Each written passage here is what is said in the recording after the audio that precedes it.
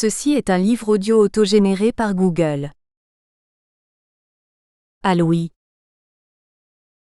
Encore un peu. Et nous verrons les amandiers fleurir. Les marbres briller au soleil. La mer les vagues qui déferlent. Encore un peu. Élevons-nous un peu plus haut. Georges Séféris. Avant-propos.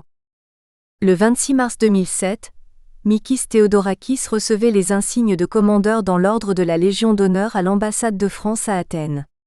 Cet événement fut l'occasion pour M. Renaud Donnedieu de Vabre, alors ministre français de la Culture et de la Communication, de relater dans son discours officiel les moments forts de la carrière de Theodorakis et les raisons qui lui valaient la plus haute distinction française. C'est un grand plaisir, et une immense fierté pour moi de rendre aujourd'hui, ici à Athènes, l'hommage de la France à un homme à l'itinéraire exceptionnel, qui incarne éminemment aux yeux du monde entier, le long chemin que la Grèce de l'après-guerre a dû faire pour conquérir sa liberté et sa dignité, et retrouver ainsi sa place en Europe et dans le monde.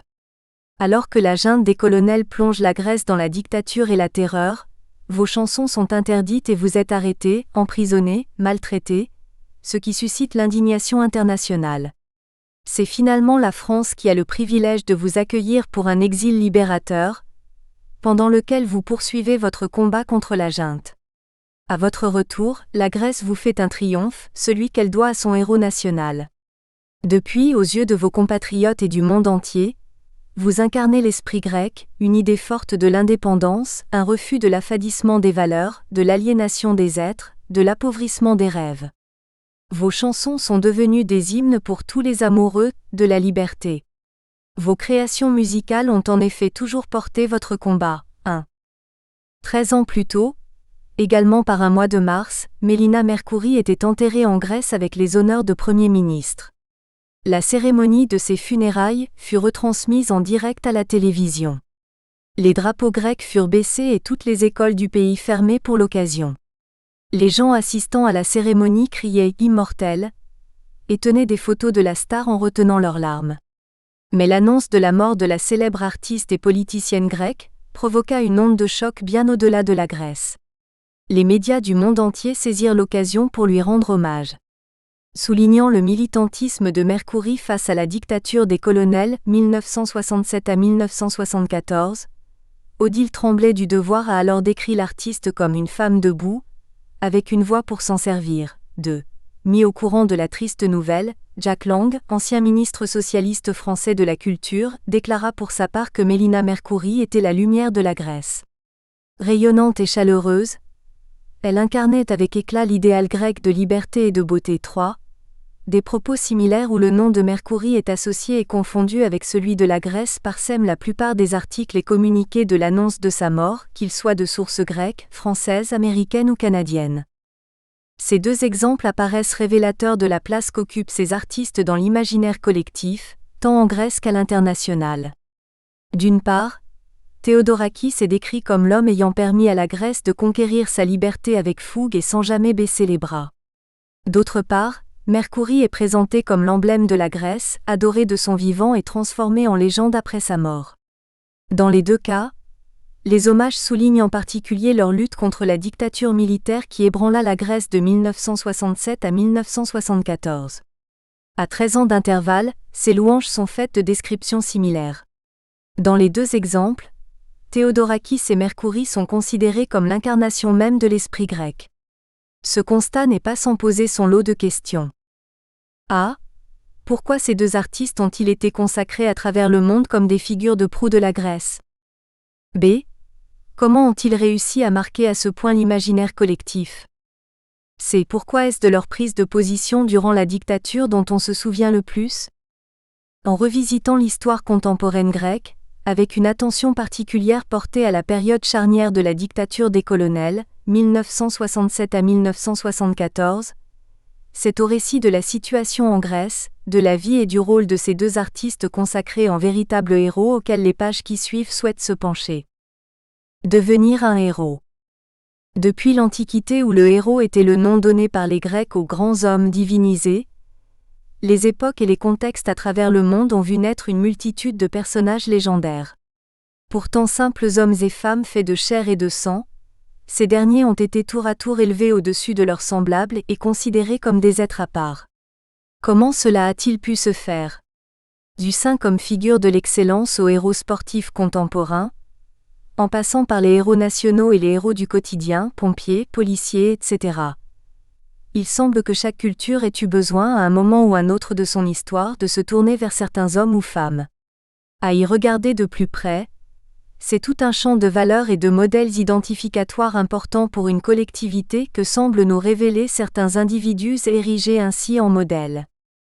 Si le héros varie d'une culture et d'un contexte à l'autre, il semble demeurer d'une façon générale un personnage admiré pour ses vertus, son courage exceptionnel, ses prouesses remarquables et son exemplarité qui traversent le temps et font de lui un modèle accessible pour sa communauté dans ce qu'elle aspire à devenir. Il s'avère cependant délicat de vouloir déterminer le détail fin du caractère héroïque et la panoplie complète des attributs d'un héros. Même si certaines caractéristiques, telles la propension au sacrifice, la capacité médiatrice, l'intégration de traits appartenant à des héros antérieurs, des dispositions au-delà de l'ordinaire ou la représentation consensuelle d'une conviction sociale, sont souvent récurrentes, il n'en demeure pas moins que chaque type de héros possède des attributs qui lui sont propres. D'ailleurs, l'importance de la conjoncture ne nous en dit-elle pas beaucoup plus long sur la figure héroïque et la collectivité à laquelle elle renvoie qu'une description de sa palette de qualités ou de son profil de destin? Chaque héros s'articule et s'emboîte dans des horizons complexes et varie en effet selon les périodes historiques et les contextes politiques. Ainsi, lier le régime militaire qui frappa la Grèce à la fin des années 60 à la transformation en symbole de Mercouri et Théodorakis n'est pas anodin. Il semble à ce sujet que les contextes difficiles soient particulièrement favorables à l'apparition de figures héroïques. Comme si les périodes marquées par l'instabilité empêchaient un peuple de trouver les ressorts moraux lui permettant de redresser à lui seul une situation, le héros répondrait à un besoin de se sentir guidé, protégé et libéré. La figure du héros délivreur qui porte secours aux gens en danger apparaît d'ailleurs principalement lorsqu'une collectivité est en désagrégation. Cette notion de délivrance et de sauvetage fait également réfléchir au modèle sacrificiel et à la figure du martyr. Afin de libérer la communauté, le héros doit opérer un sacrifice, celui de son propre bonheur au profit d'un idéal transcendant pour le bien commun. Auteur d'un autosacrifice volontaire, le héros devient un exemple de dévouement à la collectivité. Selon Orin Eclap, 1948, sociologue spécialisé dans l'étude des héros, un individu qui se sacrifie pour une cause atteint automatiquement un statut mythique. En mettant en jeu sa vie pour le sort de sa collectivité, le héros apporte la preuve de l'existence même de cette collectivité et entretient l'union entre ses membres. Il devient exemplaire, car son martyre vaut comme preuve de la dignité de la cause qu'il défend.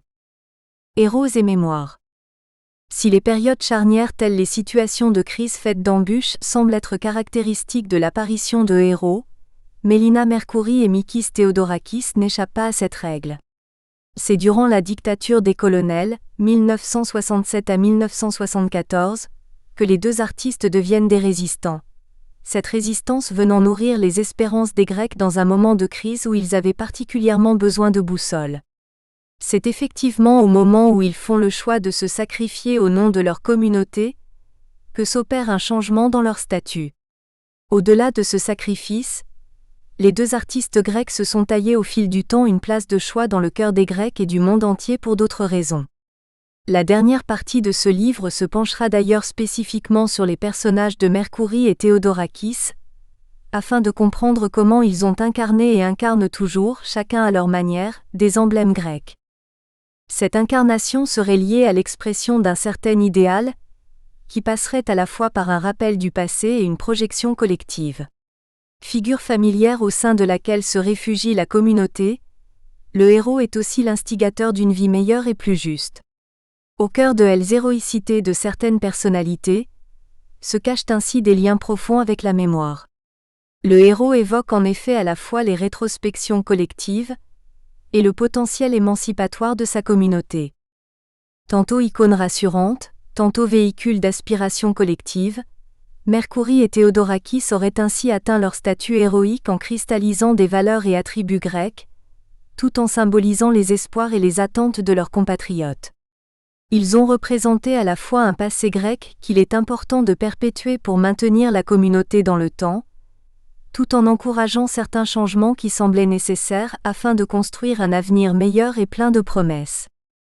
Réfléchir ainsi à la place qu'occupent Mélina Mercouri et Mikis Théodorakis dans l'imaginaire collectif, et tenter de percer le mystère de leur héroïcité nous conduira par le fait même à une incursion dans l'histoire moderne grecque et les conjonctures particulières ayant permis l'émergence de ces deux figures.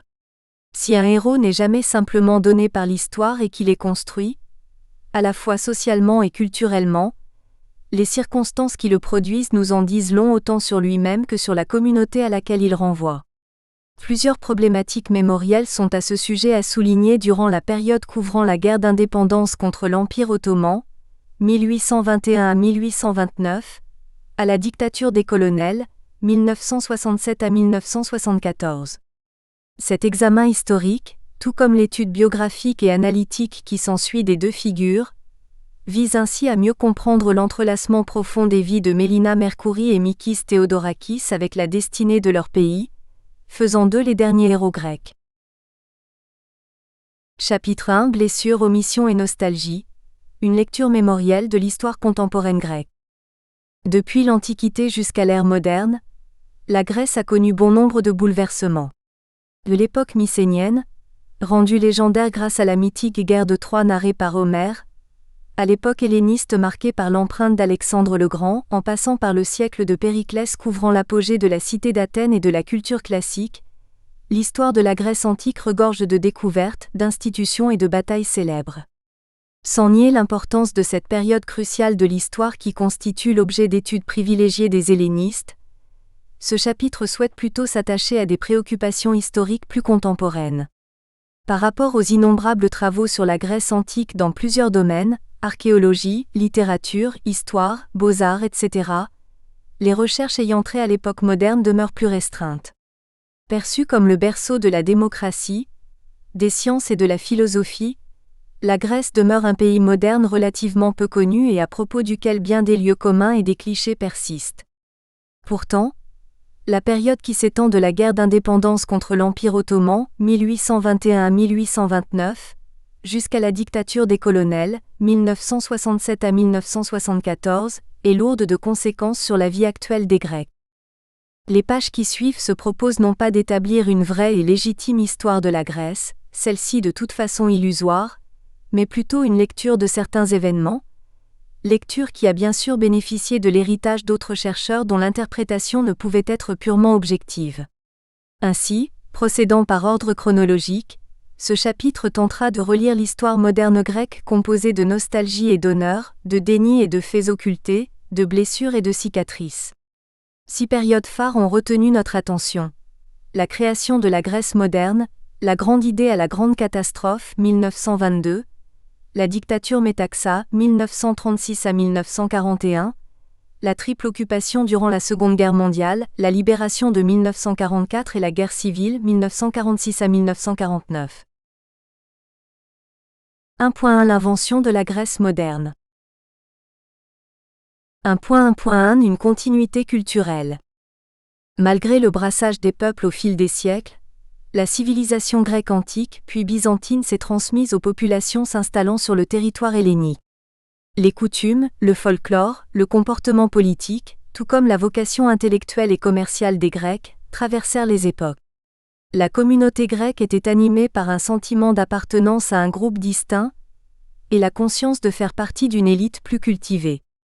De l'Empire romain jusqu'à l'Empire byzantin, Empire romain d'Orient, la culture grecque s'est imposée aux autres peuples, permettant du même coup sa diffusion. L'Empire byzantin se composait de populations issues de plusieurs groupes ethnoculturels, alors que la domination hellénique était culturelle et non ethnique. Le grec en est même venu à remplacer le latin dans l'administration, tout en étant la langue de l'Église. Durant l'Empire byzantin, l'Église ne subissait pas d'ingérence politique. Une séparation subsistait entre la direction politique basileus et la direction religieuse patriarche ou génarche. Le patriarche œcuménique de Constantinople se trouvait à la tête de cette direction religieuse. L'Église orthodoxe grecque actuelle, héritière de l'Empire byzantin, a préservé la tradition des lettres classiques et la pensée de l'Antiquité, jouant ainsi un rôle considérable dans la continuité culturelle de l'hellénisme. Sous le joug ottoman, 1453 à 1829, c'est elle qui a permis de préserver la langue grâce aux écoles clandestines Cryphoscolio. À la nuit noire, les enfants se mettaient en route et cheminaient dans les montagnes, protégés par des palicarcâtres armés, pour aller rejoindre des cavernes, des chapelles isolées ou des bergeries abandonnées. Là, des moines et des popes leur racontaient des histoires et leur apprenaient à lire et à écrire leur langue maternelle. Ainsi, avant même la période moderne correspondant au début de la guerre d'indépendance, 1821, il y eut une continuité de la culture grecque. Sans territoire spécifique à ce moment de l'histoire, les Grecs dans l'Empire ottoman avaient un statut semblable à celui des Juifs ou des Arméniens. Ce n'est qu'à la fin du XVIIIe siècle que le projet de création d'un État indépendant prendra forme avec les luttes pour l'indépendance. En introduisant les idées libérales dans l'Empire ottoman, les Grecs sont devenus des vecteurs de la modernité politique. Les Lumières, tout comme les idéaux de la Révolution française et l'impact des guerres napoléoniennes, ont joué un rôle catalyseur dans la constitution d'une identité nationale grecque. Les intellectuels, écrivains, commerçants et chefs révolutionnaires véhiculèrent ces idées en les appliquant au cas de la Grèce sous le joug ottoman. Pour eux, il devenait impératif que les Grecs cessent d'être sous la houlette des Ottomans, sans quoi ils en arriveraient à se turquiser, à renier leur foi, oublier leur histoire et leur langue. Rigas Feraios, 1757 à 1798, fut l'un des intellectuels qui ont jeté les fondations du nationalisme grec. Son manifeste semble la première tentative de définition d'un projet politique moderne. En s'inspirant des idées de la Révolution française, Feraios proposait la création d'un État rassemblant tous les peuples de l'Empire ottoman, chrétiens et musulmans, organisés sur des principes libéraux. Par ses écrits enflammés, il est à l'origine de la Grande Révolution nationale de 1821, de la création de l'État grec moderne et du mouvement d'émancipation qui se répandit dans tous les Balkans. L'influence d'Adamantios Koraïs, 1748 à 1833, fut aussi notoire. Koraïs proposait un projet linguistique avec un retour aux sources de l'Antiquité accompagné d'une purification de la langue grecque, dans le but de réveiller la nation grecque en sommeil, la libérer du joug ottoman et lui permettre de jouer à nouveau un rôle important dans l'histoire. Un point de mémoire imposé et déni mémoriel. Pendant que Koraïs rappelle aux Grecs la gloire de l'Antiquité, en Europe, un véritable engouement pour cette période marque les premières décennies du XIXe siècle avec les manifestations du romantisme allemand, le néoclassicisme en peinture et en architecture. Dans la foulée, la cause grecque suscite un mouvement de sympathie de la part de la Grande-Bretagne et de la France. Alors que jusqu'au siècle des Lumières, l'Europe posait un regard hostile sur les chrétiens ottomans hellénophones, considérés comme schismatiques et dégénérés, un mouvement philhellène les réhabilite soudainement au nom de leur lien supposé avec l'Antiquité. La Grèce se voit ainsi chargée d'une forte valeur symbolique dans la conscience européenne. Au nom de valeurs universelles et d'une filiation attestée par la langue qui a peu changé en 3000 ans, la Grèce doit endosser une nouvelle identité néoclassique à l'image d'une mythologie construite par les Européens depuis le siècle des Lumières. Pourtant, pendant les 400 ans de souveraineté turque, les Grecs n'ont pas connu la Renaissance ni les Lumières. Au nom de la gloire antique, Athènes, simple bourg de 5000 habitants, sera même désignée comme capitale du nouvel État. Dans cette obsession de l'Antiquité, la langue pure Katarevoussa fut également imposée aux Grecs après l'indépendance, 1829. En lui renvoyant une identité exclusivement fondée sur sa filiation avec l'Antiquité, en négligeant l'héritage byzantin et ottoman, l'Europe amputait ainsi la Grèce d'une partie de son passé. Et ce faisant, elle ignorait qu'1 siècle d'histoire. Même s'il a joué un rôle de premier plan durant la guerre d'indépendance, ce mouvement philhellène aura donc contribué à court-circuiter l'histoire. Au prix d'un vide mémoriel et d'un passé dont il faut constamment se montrer digne, cette paternité valorisante sera cultivée par les Grecs. Niant que des éléments étrangers aient pu s'installer en Grèce au Moyen Âge, la filiation continue entre les Grecs antiques et les Grecs modernes sera sans cesse revendiquée. 1.1.3 La guerre d'indépendance, 1821-1829. L'éveil de la conscience nationale, appuyé par le mouvement philhellène, entraîna l'insurrection des Grecs contre les Ottomans le 25 mars 1821. Depuis 1453, date à laquelle la Grèce fut annexée à l'Empire ottoman suite aux invasions turques dans l'Empire byzantin, les Grecs avaient vécu sous leur joug. Mais à partir de 1826, les insurgés sont à bout de souffle et doivent se tourner vers l'aide extérieure pour réussir leur révolution. L'Angleterre, la France et la Russie se portent alors à leur rescousse.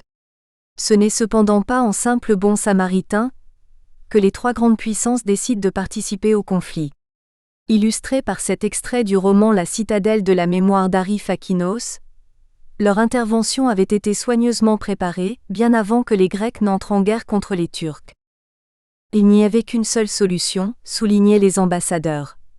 Les grandes puissances devaient envoyer le plus rapidement possible des hommes de confiance et des militaires aguerris qui, lorsqu'un jour les Grecs se soulèveraient et que cela commencerait à barder, encadreraient leur armée, se feraient les conseillers de leurs chefs politiques et tendraient partout leurs filets. De cette manière, si la Grèce échappait un jour aux Turcs, elle tomberait comme un fruit mûr dans le giron des Européens, lesquels n'auraient alors aucune difficulté à contrôler sa politique. Peu à peu, utilisant le bâton et tantôt la carotte, faisant jouer tantôt la ruse et tantôt l'argent, ils feraient de ce pays leur tremplin pour la Méditerranée orientale. Ces ports serviraient de base à leur flotte qui, en cas de danger, trouverait refuge dans ces îles. Fakinos, 1992, page 128. Par la suite, les puissances protectrices interviendront effectivement en permanence dans les affaires intérieures grecques.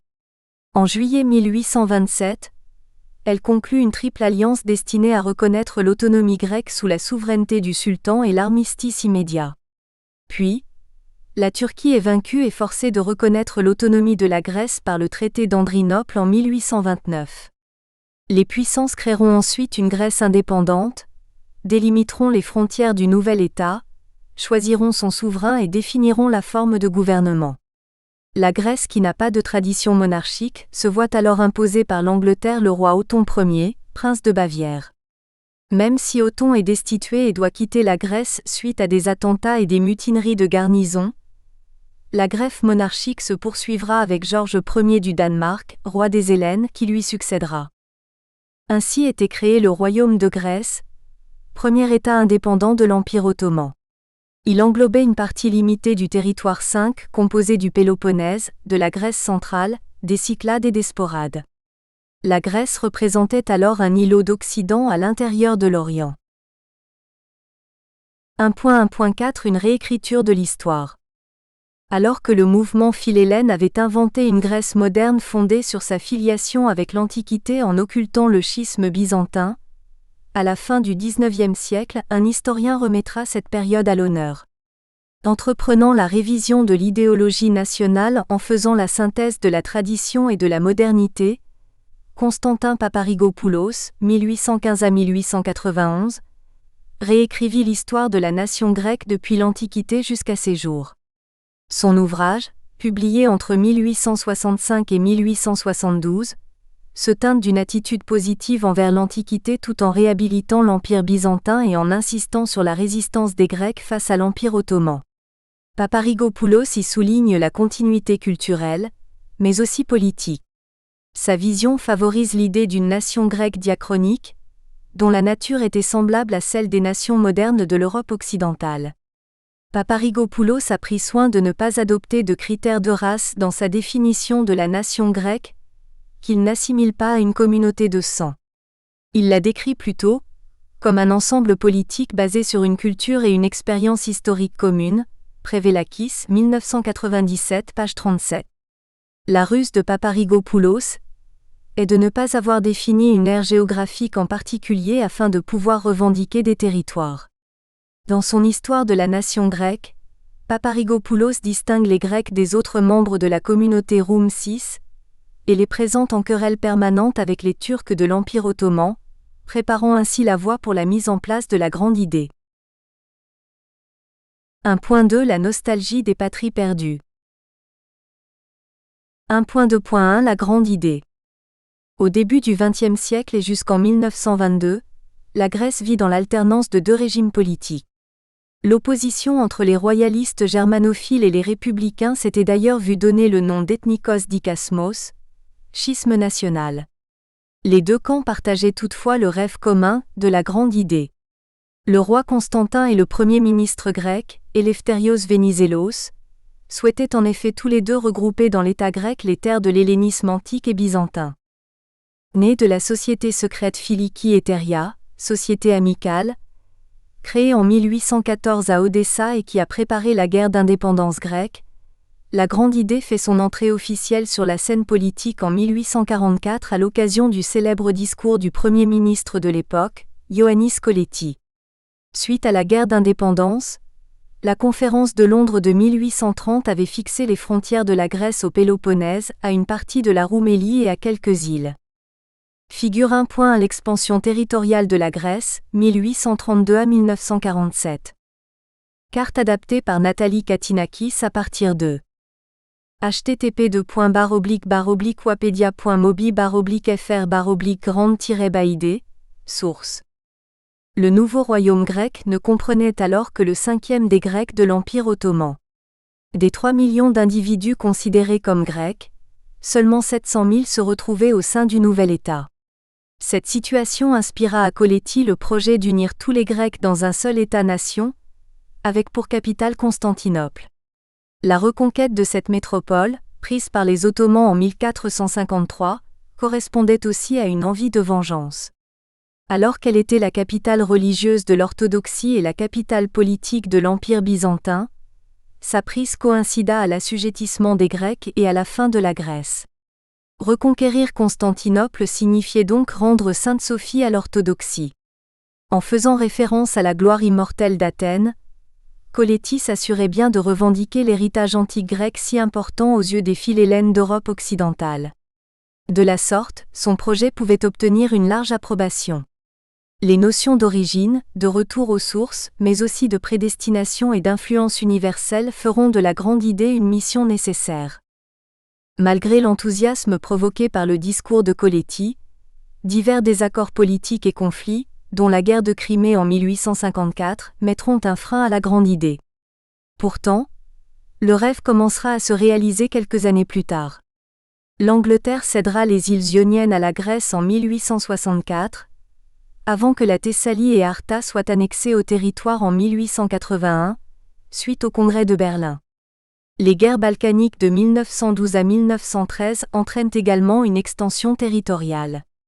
La Grèce obtient alors le sud de l'Épire et de la Macédoine, annexe la Crète et les îles de l'Égée nord-orientale et double ainsi presque sa superficie, de 63 000 à plus de 120 000 km², et sa population, de 2,6 à 4,7 millions d'habitants.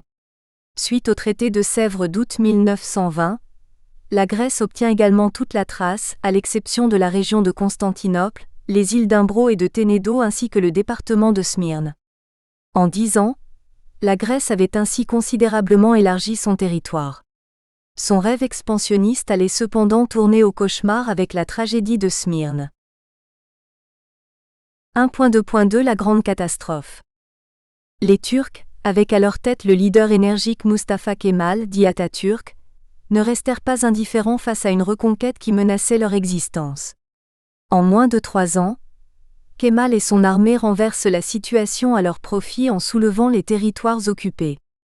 Au départ, la Grande-Bretagne ne peut qu'encourager la Grèce dans son entreprise d'élargissement territorial. Ses intérêts économiques et stratégiques liés à la maîtrise des puits pétroliers dans les Balkans la motivant à soutenir sa protégée. Mais en août 1922, tout comme l'Italie, la France et les États-Unis, elle se retrouve impuissante face à la force turque et finit par abandonner les Grecs. Le rêve expansionniste grec tourne alors au cauchemar, atteignant son point culminant le 9 septembre lorsque les troupes de Kemal entrent dans Smyrne. Durant une semaine, les communautés grecques et arméniennes de la ville seront livrées à des attaques sans merci. Comme si les massacres et pillages n'avaient pas été suffisants, un incendie immense finit de détruire la ville reconnue pour son génie commerçant et culturel. Assiégée par le brasier et les tueurs, les survivants tentent désespérément de gagner les flottes des grandes nations dans la rade du port. Souhaitant avant tout évacuer leurs ressortissants, ces dernières n'hésiteront pas à refuser leur montée à bord, quitte à couper les bras des Smyrniotes s'agrippant au bas-flanc. Triste épilogue de la grande idée, la tragédie de Smyrne restera gravée dans la mémoire de toute une génération et aura plusieurs répercussions.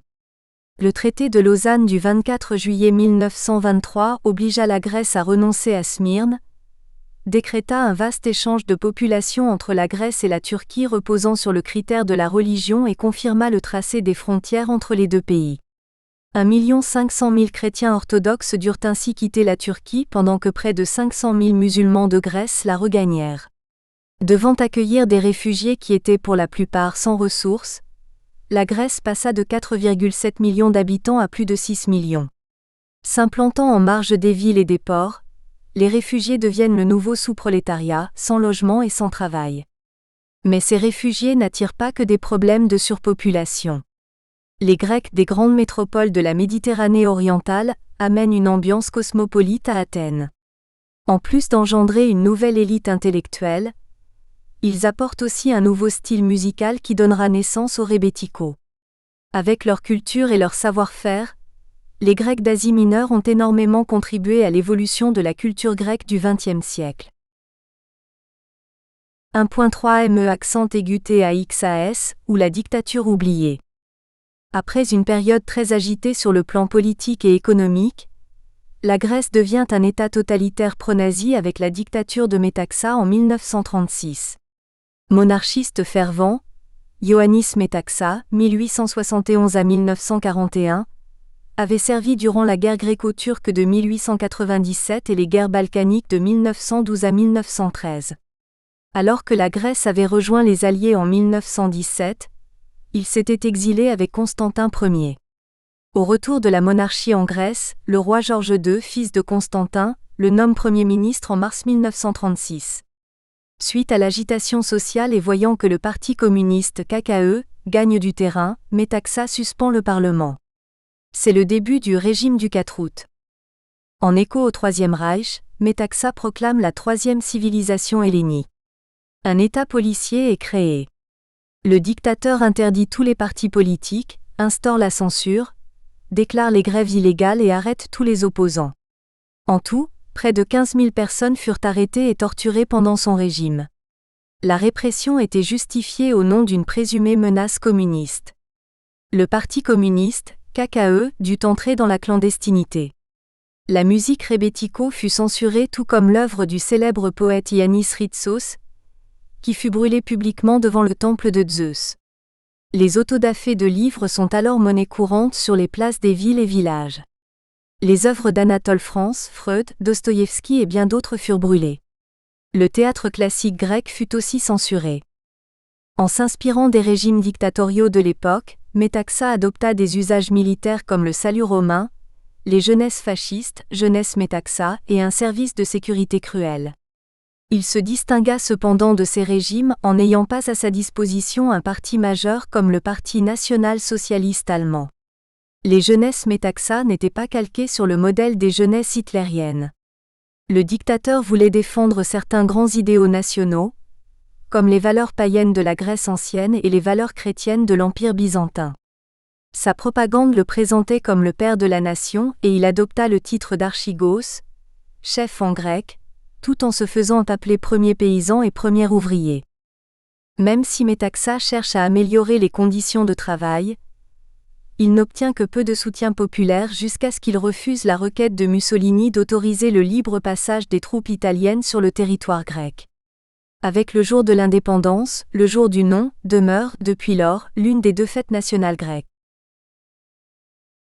1.4 Les brumes de l'occupation. Après une guerre d'indépendance teintée par les intérêts étrangers et un rêve expansionniste qui a tourné au cauchemar, à l'aube des années 40, la Grèce n'est pas au bout de ses peines. Cette décennie demeure sans conteste la plus douloureuse de l'histoire récente du pays. Elle fut marquée par 3 événements qui resteront inscrits longtemps dans la mémoire collective. La triple occupation durant la Seconde Guerre mondiale, 1940 à 1944, l'intervention britannique, 1944, et la guerre civile, 1946 à 1949. Alors que la Grèce est sous le règne du général Métaxa et tente de conserver sa neutralité face au conflit qui oppose ses voisins, l'Italie lui demande le libre passage de ses troupes. Le 28 octobre 1940, le gouvernement grec rejette l'ultimatum 7, plongeant le pays de plein fouet dans la Seconde Guerre mondiale. Les armées de Mussolini envahissent la Grèce à partir de l'Albanie qu'elles occupent depuis avril 1939. Sous la protection britannique, les Grecs, malgré une armée 8 fois plus petite en effectif, répliquent aux attaques et parviennent à repousser les troupes italiennes jusqu'à ce que l'Allemagne se porte au secours de son allié en avril 1941 et lance une double offensive contre la Grèce et la Yougoslavie. Pendant que le roi et son gouvernement, Georges II et le Premier ministre, Emmanuel Tsouderos, le successeur de Métaxa mort entre-temps, sont déjà loin en exil au Caire, la capitale grecque tombe aux mains des occupants le 27 avril 1941. À l'issue de cette bataille, le pays se retrouve divisé en 3 zones. La Bulgarie obtient la Macédoine orientale, les Italiens le Péloponnèse et la Grèce centrale et les Allemands la capitale ainsi que tous les points stratégiques. Cette occupation durera 3 ans et entraînera de dures épreuves pour la population civile. 1.4. Froid, neige, faim. Parmi toutes ces épreuves, la grande famine de l'hiver 1941 à 1942 fut sûrement la plus difficile. L'arrêt de l'importation de blé, la faible récolte, la privation des ressources de la mer et la fragmentation du territoire entraînèrent une terrible disette. Pendant que les armées d'occupation vivent sur les maigres ressources de la Grèce par leur tactique d'expropriation et de pillage, et que les Anglais imposent un blocus au pays pour lutter contre l'ennemi, des centaines de milliers de Grecs meurent de faim. La Croix-Rouge a estimé à 250 000 le nombre de victimes directes ou indirectes de la famine entre 1941 et 1943. La mortalité infantile frisait les 90%. Il était fréquent d'apercevoir des agonisants gisant dans les rues d'Athènes. En plus des conséquences physiques et psychologiques de la faim extrême, la famine marqua considérablement la conscience des personnes l'ayant vécue. Pour diverses raisons, les Grecs durent faire fi de tous les rituels liés aux obsèques. Sans compter la pénurie de cercueils et les frais élevés des funérailles, plusieurs familles enterraient leurs morts clandestinement afin de pouvoir bénéficier de leur carte de ravitaillement. Pour ce peuple pieux craignant que ces morts viennent le hanter, le manque au devoir des défunts était considéré comme un véritable sacrilège. La mort, personnifiée par Charon VIII dans l'imagerie populaire, demeure d'ailleurs un thème récurrent de la tradition orale grecque. La persistance des traditions comme moyen de survivance morale fut aussi mise à rude épreuve par la consommation d'animaux domestiques, ce qui constitue un acte répréhensible pour les Grecs. Ces derniers durent passer outre cette interdiction morale afin de survivre. La fermeture des écoles par les occupants en 1942 et les enjeux linguistiques neufs posés par la présence étrangère montrent également qu'au-delà du manque matériel, le manque culturel était omniprésent. 1.4.2 La résistance et les héros des montagnes.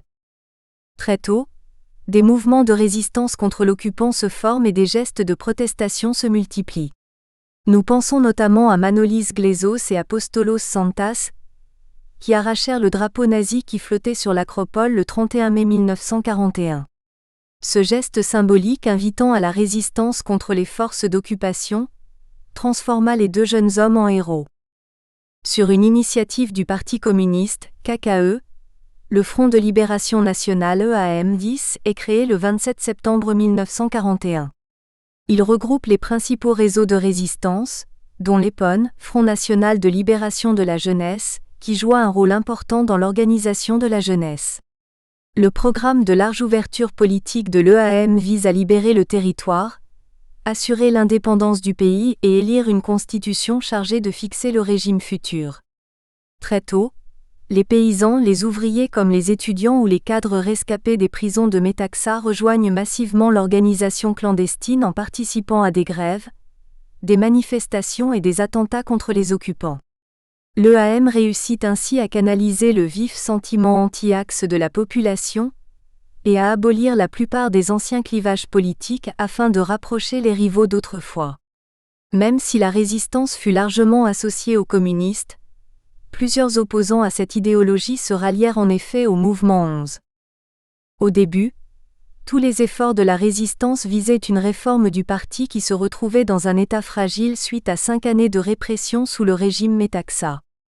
Puis, elle se préoccupa de faire travailler les groupes sociaux non comme des entités isolées, mais en fonction de leur rôle social, l'EAM des fonctionnaires, l'EAM des ouvriers, l'EAM des femmes, l'EAM des étudiants, etc.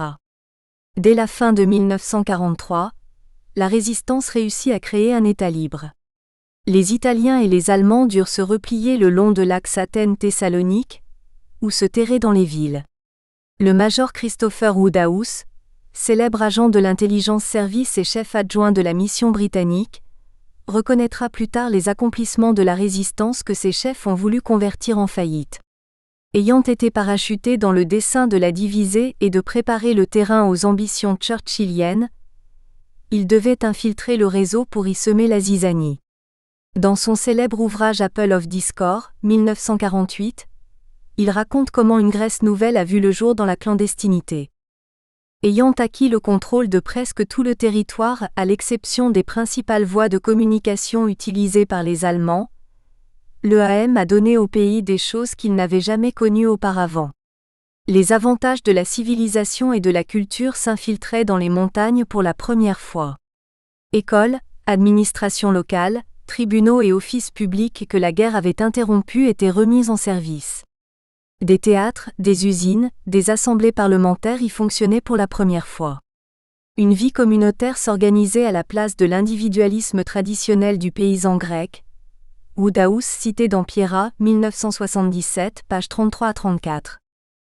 À partir de mai 1942, les montagnes et les régions isolées de la Grèce continentale deviennent le fief des Kapetaniwa et des Andartes 12, de l'Hélas 13, la branche armée de l'EAM.